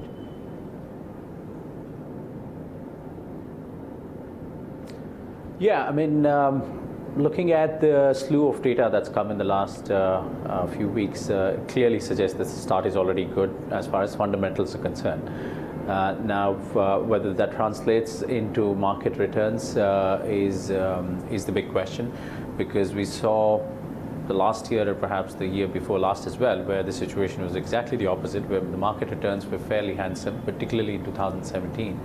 Yet the fundamentals continue to weaken, particularly in terms of the broader economic growth and a lack of earnings growth. Now, you could argue that there were disruptive forces in the form of demonetization, GST, etc. But the fact of the matter was the markets continue to deliver returns despite relatively weak fundamentals. Now that fundamentals are picking up, is this a case where the market has sort of run ahead of the fundamentals, where we saw a period where multiple expansion pretty much contributed to all the returns that we got, and earnings growth remained lackluster. And just when earnings growth is picking up the pattern, will we see some sort of a compression in those multiples, or at least coming back to normalcy, and hence the returns being fairly muted as compared to 2017. Certainly compared to 2017, but even otherwise, you can expect the markets to remain sort of flattish. Okay. An interesting development we are tracking this morning is the mid-sized PSU bank IOB has decided to write off some of the losses by using the equity premium account. So it's kind of using capital to wipe out losses. That is what they're doing. Market has taken it positively. Stock is up, and there are indications that other banks will probably do the same going forward when they get recapitalization money from government maybe. How do you really look at it? How should an investor react to this? I think it's just an accounting difference. Typically, you write off the losses through retained earnings or directly into equity. Only thing is the ROE that shows up might be higher than what it should otherwise, but then most investors tend to see through it.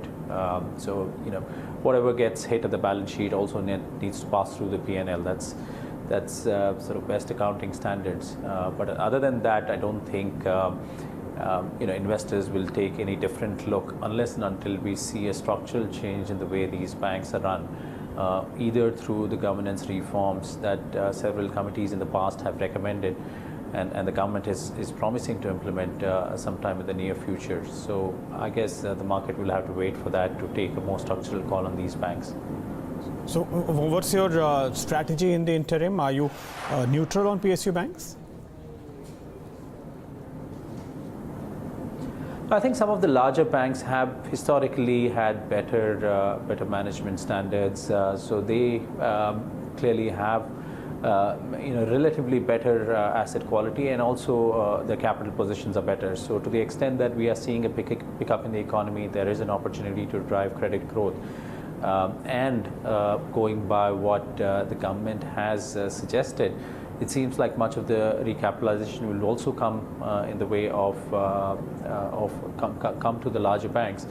So maybe relatively positive on some of the larger PSU banks, but not on the entire pack. I think you need to be relatively selective when you're playing the PSU banks, and our selection would be the top 2 or 3 banks maybe.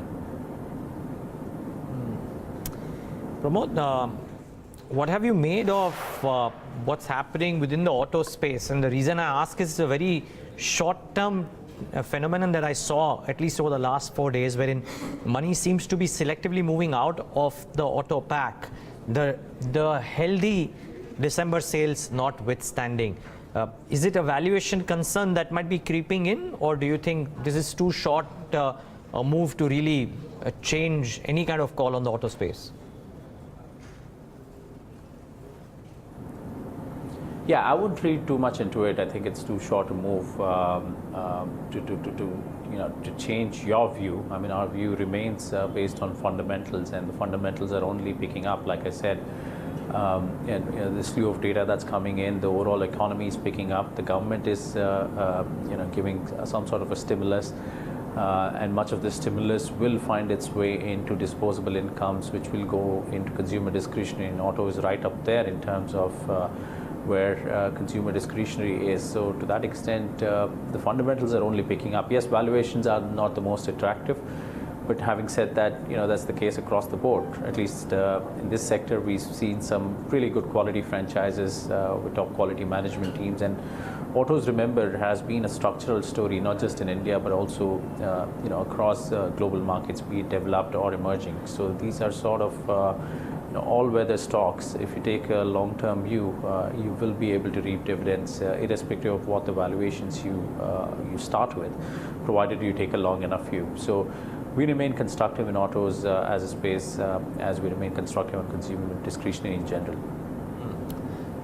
The other argument to promote that we've heard recently is, and a very valid one, is if indeed the yields are stay at these levels or move up further, the rising cost of borrowing for NBFCs. A point that somebody else made was that while the long end of the curve has moved up, we haven't seen that quite happening at the short end, and therefore there may not be a meaningful uptick in borrowing costs for some of these NBFCs. Though Equities yesterday did mention that there could be a short-term uptick, but nothing too dramatic. Is the market too worried about this, or do you think there could be a meaningful hit for NBFCs, not the A-rated, the large cap ones, but the mid-size ones? Certainly, I think it's inevitable. In fact, we are already seeing the 3-month CP and CD rates go up as well. So I think it's as up as almost 40-50 basis points. So to that extent, even the short end, you're unlikely to escape this sort of an increase in yields. And in fact, particularly for sectors like housing finance companies, which have an inherent asset liability mismatch, tend to borrow short and lend long. This will likely become an even bigger issue. So overall NBFC pack will certainly be negatively affected by this yields going up, but within that I think the housing finance is the most exposed. Auto NBFC is relatively better off. They have other things going from them in terms of growth and relatively benign competition, as opposed to HFCs, which also have to battle with the large banks, particularly the PSU banks, which are getting aggressive in the mortgage finance market. So negative for overall NBFCs, more so for HFCs in my view. What we've also seen is, after real estate moving up last year, and it continues to move up actually, there is more interest in other related stocks, like for example, several mid-cap cement names have been buzzing over the last few days. Do you see further upside in cement, especially in the mid-cap space?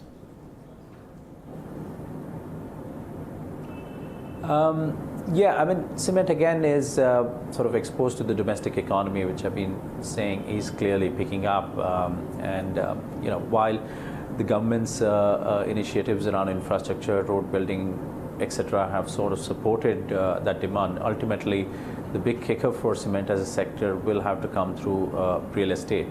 Now, real estate is in a sort of a tricky phase because yes, you know, it's the biggest driver of job creation, which the government desperately needs to show ahead of the elections, and you know, will have to come up with initiatives to pick up. I know there is initiatives around affordable housing.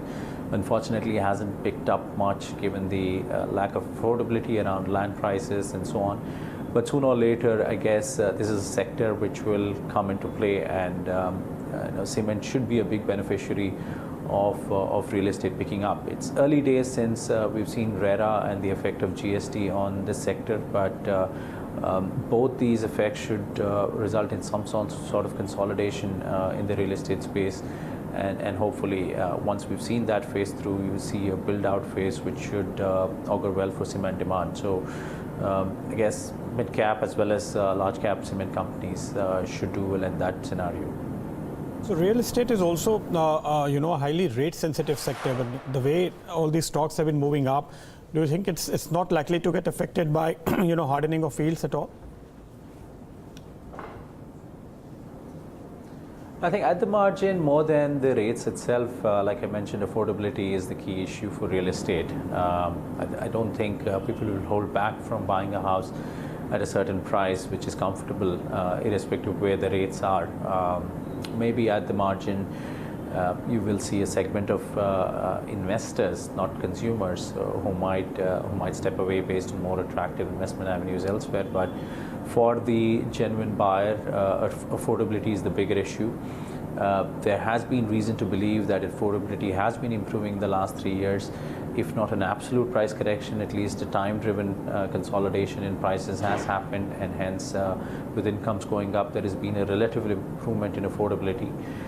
With more absolute price correction around land, you might see most of the real estate developers moving towards affordable housing segments, and that can actually push demand for real estate rather than interest rates alone.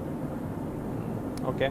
Are you finding a compelling enough reason within this sector to maybe hire an analyst if you don't have one?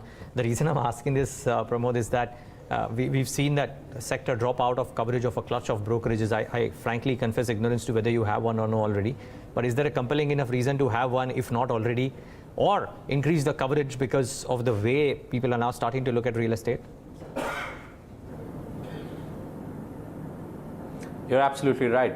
We didn't have one until a month ago. We've just made an offer. Hopefully, we'll have him joining anytime soon. So yeah, we are as excited about this sector in terms of picking it up right at the bottom, just when things are beginning to improve. And I think over the next 2-3 years, if we get a combination of affordability and also government policy action right, I think this can be a sector which can give a lot of winners over the next 3 to 5 years.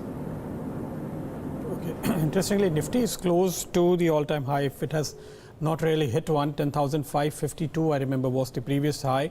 And today, I can't really see what was the high so far. 10,547, 48 is where it is quoting. Interestingly, Pramod, what has changed is that, you know, in the current year, over the last few sessions, we have seen positive numbers from FIIs in cash market. Since you interact with most of them, what do you really read? Sorry, could you repeat that? I just lost the last bit.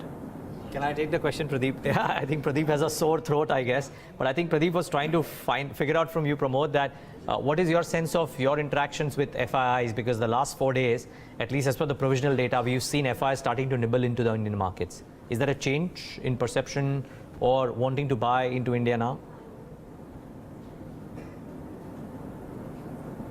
Yeah, I mean, yeah, certainly. It's always been a selective bias. While we've seen pretty much through 2017, I guess 9 of the 12 months, the FIs were net sellers, at least in the secondary market. Yet we've seen the market going up, yet we've seen participation on our desk. And the view has been from a selective, particularly an India-dedicated FI perspective, is there are still opportunities if you're looking at sector rotation or bottom-up stock picking, and that continues to be the case. Yes, of course, given where valuations are for the hardcore value investor, there are fewer and far between in terms of number of opportunities to participate in, but the whole change in the nature of the economy with the domestic cycle picking up could mean that several new sectors which hitherto were out of their consideration suddenly come into their view, and there are new ideas coming up in those sectors. So that's the view from the India dedicated FI, but even the classic global emerging market FIs, after having looked at more commodity-driven markets like Brazil, Russia, and so on, are also beginning to come back and look at India, because finally they see that the local domestic Indian cycle also picking up. So I would expect those FI numbers to start showing much better than what we saw throughout 2017. Okay, let's hope that happens as well. But Pramod, always a pleasure having you, and thanks so much for taking the time today as well and giving us your thoughts. Well, that's Pramod Gubbi with his thoughts on the markets, which are looking fairly buoyant despite the Nifty Bank not contributing as much. So there is a slew of gainers out there on the index. Just bring up the Nifty gainers before we take that break, and just the list of Nifty gainers should be good enough. Yes, Bank is up, but Eicher Motors, Vedanta contributing. Remember, Nifty Auto is starting to move up in today's session. Tata Steel, Ambuja, Ultratech. So cement is having a good run in the session today, and base metals continue to rise and shine. However, we take a quick break. On the other side, we take a health check of the diagnostics industry with Dr. A. Velumani of Thyrocare, and see how Bharat Electronics defense order book is looking like with the chairman, M.V. Gowtama.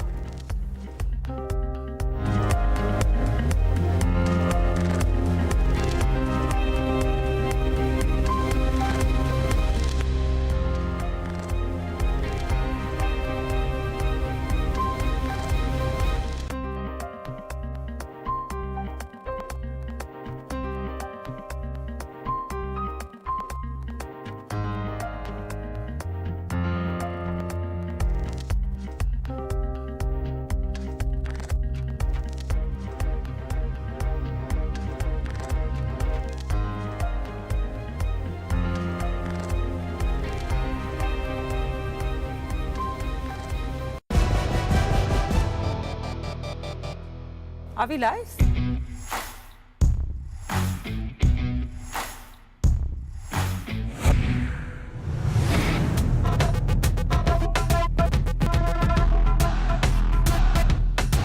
Welcome to programming that's insightful, authoritative, and at your fingertips.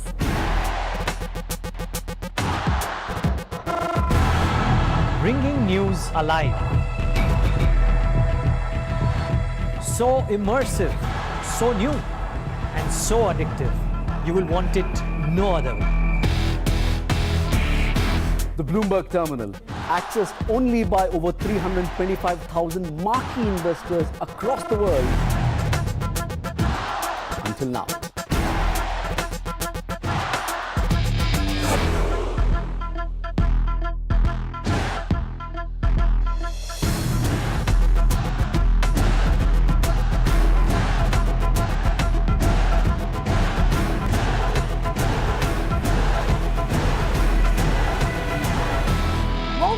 Business news, we're news for business people.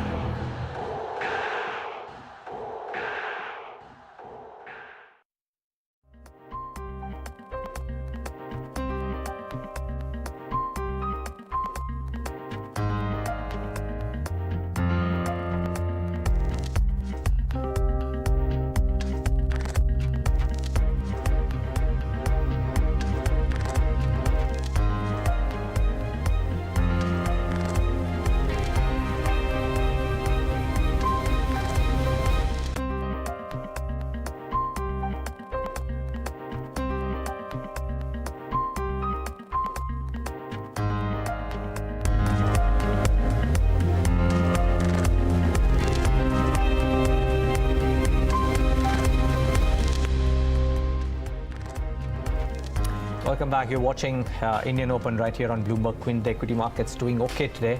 And as I said, despite the Nifty Bank not participating with the same gusto, still up there, but not really leading the charge, we still have the index doing rather well. The Sensex is up a whole 0.5% and the Nifty 10,550, so right up there at the all-time high levels. But we thought it best to talk to a clutch of names which have had a good last couple of years, and the diagnostic companies fall within that bucket. The question mark only is, are they now getting ready for the next leap of growth? Thyrocare stock performance reflects maybe, just maybe, some bit of a static performance the last 6 to 12 odd months. And which is why I said the question mark really is whether the new year can change that, because the IPO, remember, was well received. The listing was fabulous. Post that, a bit of a lull. Let's take a quick health check with the Chief Executive Officer, the promoter, Dr. A. Velumani. He joins us right now on the show. Dr. Velumani, thank you so much for taking the time out and joining in. How is business on the ground, sir? I remember the September quarter. You would probably say, by your own standards that you lay out, a bit of a mixed bag. How has been the last 3 months, and how does that set you up for what calendar year 18 could look like?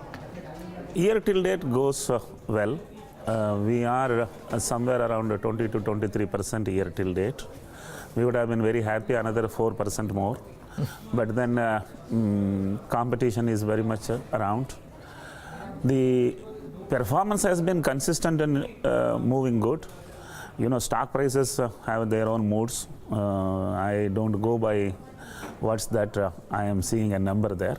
But overall, the company performance has been as expected, almost there.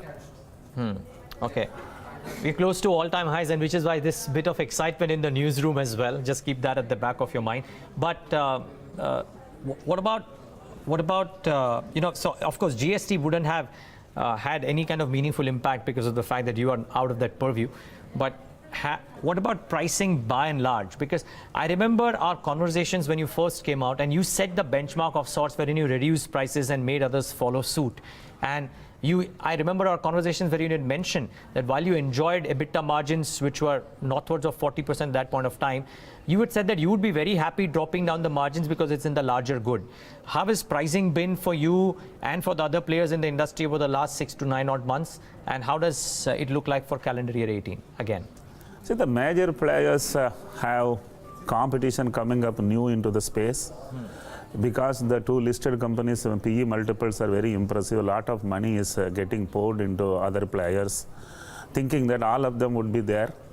So there is a cash burning activity happening in the space of diagnostics. Having said that, we have a comfort of EBITDA. If there is a necessity, we can dilute. Sure. As of today, the growth, if it is 25% plus or minus 2-3%, we need not dilute it now. We can wait till there is a compulsion to do it. So the comfort is there, the growth is there. This year, in fact, our EBITDA is bit better than even last year. We are holding on. We are not diluting as of today. That would mean that you are happy with the way the growth rate is. I mean, 1% or 2 or 3% here and there can always happen, but you would be comfortable, which is why you don't need to take those price cuts in order to attract more customers. We generally look at what is happening to the top 10 players' growth. If any of them are growing faster than me, then I need to look at whether to continue the same EBITDA or to sacrifice there. As of today, our company's growth is, in my perception, bit better than the industry, bit better than the top 10 players. So I am continuing to keep the same pricing, same profitability. And because the volumes are growing, the profitability, EBITDA-wise, is better. Okay, I've stopped hearing those ads. Is it that I'm listening to less radio? The bell and think thyroid, think thyroid? Yeah, we were spending little higher side in the last year. I don't think we can continue to sustain that, nor people would love to hear it too often. But we would be coming back with a budget of roughly around 10 to 12 crores in this calendar year too. And spend that much amount is needed. It is heard, but less often. Okay, and would you need to do this, if at all you go up and do it, only to increase penetration in the markets where you're already strong, or would you want to now start looking at more aggressively the markets where you're relatively not as strong? I would presume South and to an extent West would not be as strong as some of the other markets for you. And correct me if I'm For wrong. me, being a South Indian, South is strong. Right. Sitting in Maharashtra, West is strong. For me, the weakness, not only for me, the entire medical industry weak market is East market. So the UP, Bihar markets are little under-penetrated, so is Orissa, Rajasthan. So there we will be investing some more money so that states also, we have a market share which is matching with that of the Western India. No, but please correct me, sir. I remember, again, drawing from a last conversation that we had, wherein you had mentioned that the scope of growth in the existing markets also is fairly immense. Absolutely. So my question to you is, would you want to grow in newer areas where the penetration is, or where you have relatively lesser, what do I say, market share by and large, or would you want to penetrate the areas where you are already established and want to lever more? What is it that you would do? See, every market has some growth phases. For example, Tamil Nadu and Kerala were doing very well. You reach a saturation. Okay. Then you don't find a year-over-year growth anything more than 15-16%. Somewhere else it was doing only 10%. Now that market grows to 25%. So we look at India as 8 pin code market. And we start focusing on that pin code which was not doing well last year, and then grow that pin code. So there is a kind of different channels. One man milks the cow which is milking, another man finds a cow which should milk. Okay.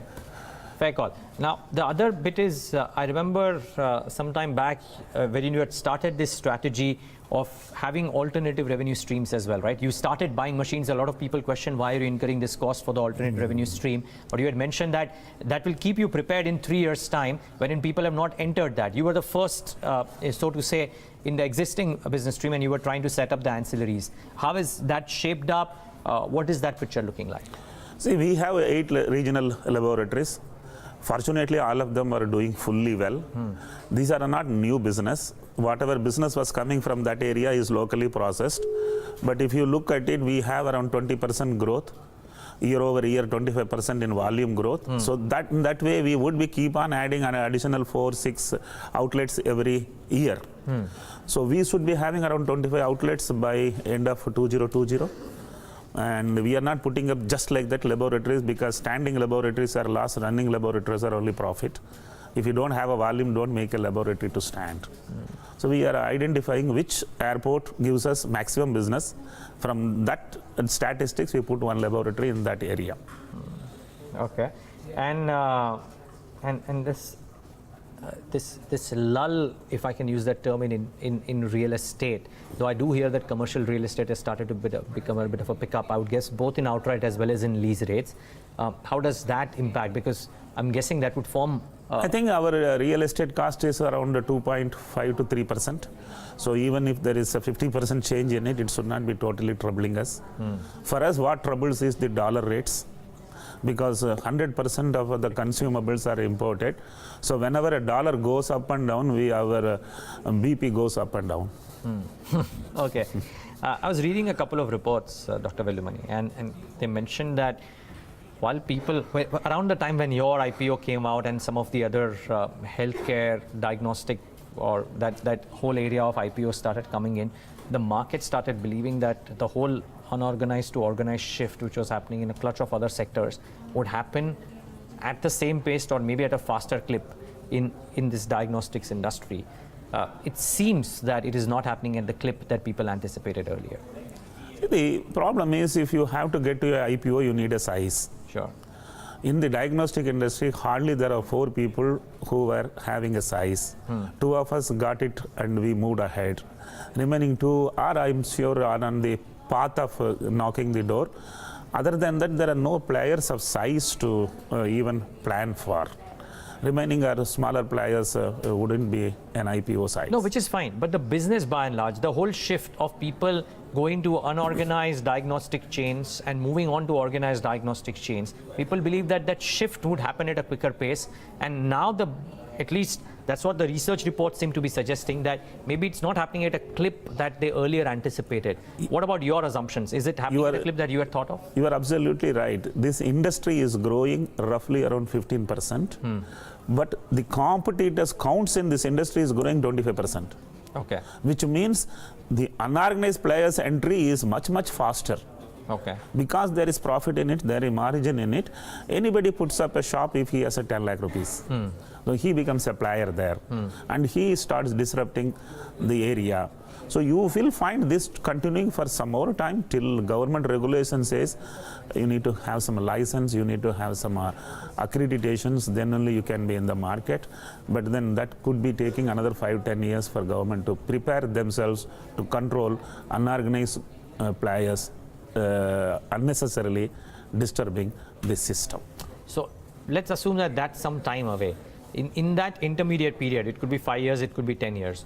What's the CAGR growth rate that you believe could come in? Because again, I remember when the IPO happened and we had the conversations then, you were of the opinion that there is an outside chance that a 30% CAGR for 5 years could be a distinct possibility. Are you scaling those numbers down? Now, I have a reason to believe the industry will continue to grow 15-16% CAGR for next 10 years. The top 10 players would certainly grow 30 plus or minus 5%.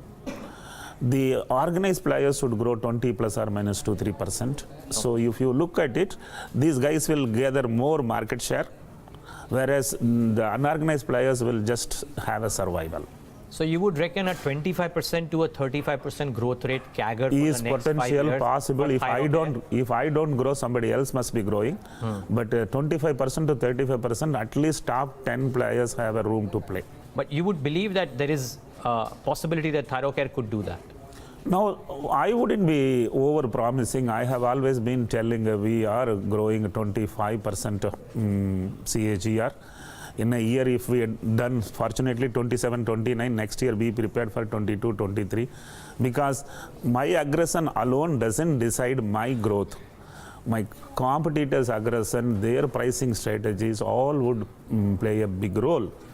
This industry has enough of profit margin for everybody to play a pricing game, pricing strategy. And that can disrupt.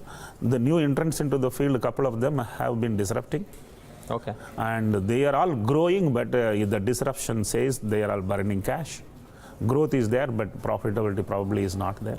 And Thyrocare definitely has that. My final question to you, sir.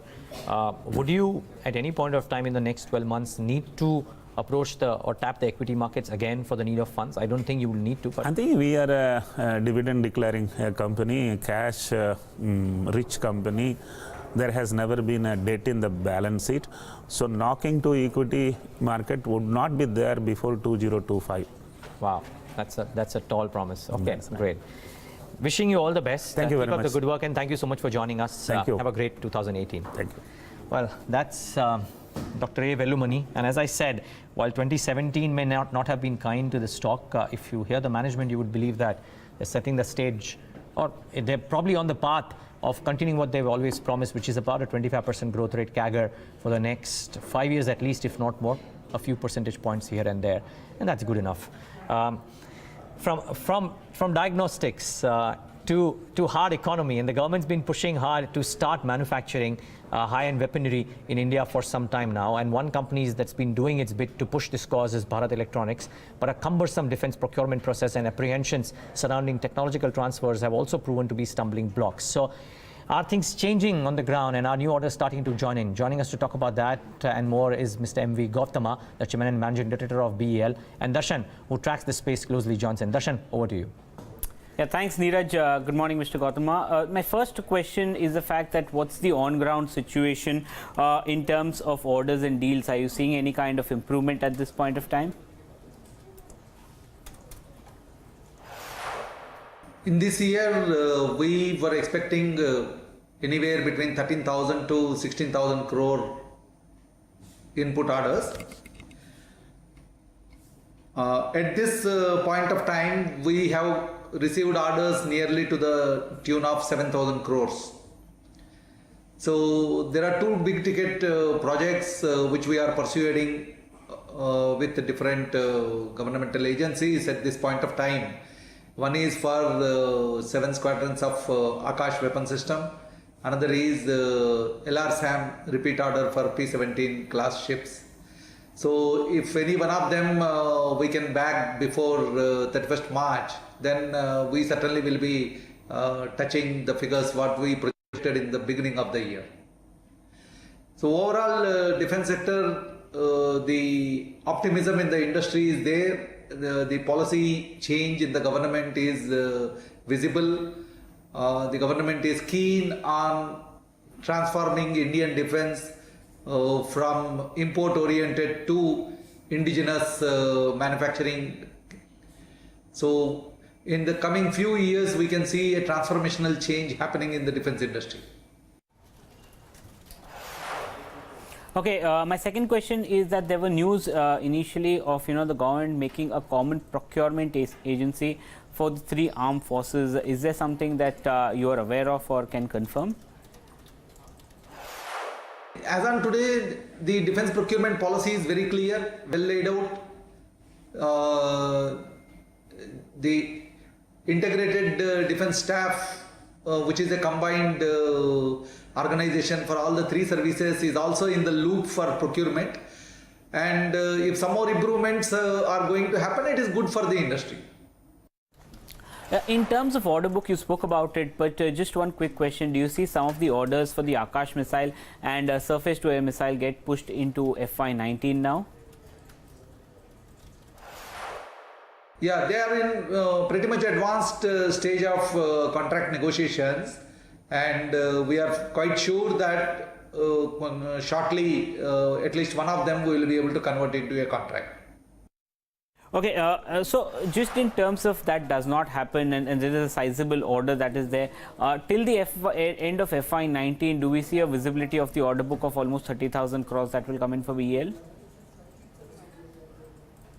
Yes, these 2 are major important big ticket programs, so our major effort and concentration will always be on these 2 major programs. Okay, your first half revenues grew 60%, you've guided for 15%, so does that mean that second half will be sluggish for the company? I will not say like that. We are expecting a growth rate of above 15% this year also, and compared to previous years, our planning was little more accurate this time, and hence we have done pretty well during Q1, Q2, and our results of Q3 will be declared end of this month, 30th we have a board meeting. So I expect even Q3 performance will be satisfactory to the market expectations. Can you give us more details in terms of what the capex is and any kind of new technological tie-ups that you have for the balance of the year or in the near future? With regard to capex plan, we have already announced that BEL today is operating from 9 plants located all over India. Now we wanted to add 2 more new plants. So one is in Anantapur district of Andhra Pradesh, and another one is in Machilipatnam of Andhra Pradesh.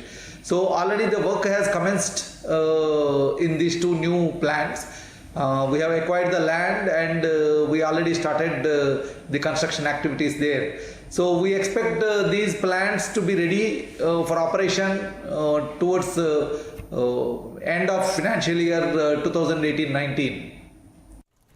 And my final question, Mr. Gowtama, is that what can we expect from BEL for the balance of the year now?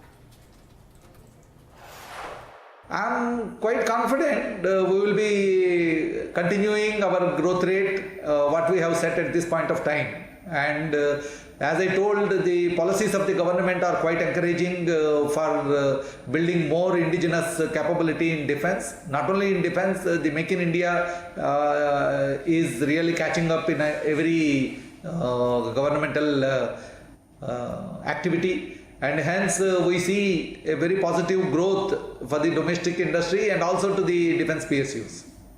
Okay, many thanks Mr. Gowtama for speaking to Bloomberg Quint, and all the best for the year going ahead. Back to you, Neeraj. Thanks, Darshan, for taking us through that. That's BEL, an active stock in the last 10-15 days. The market's very active too. The Sensex up over 0.5%. Watch out for cement. Idea too, yes, but watch out for cement. I think that pack is looking very robust. Prism, Kesoram, the large cap names, I think ACC Ambuja and Ultratech were doing okay too. So cement seems to be that sector for the morning. But it's a wrap on this leg of Indian Open.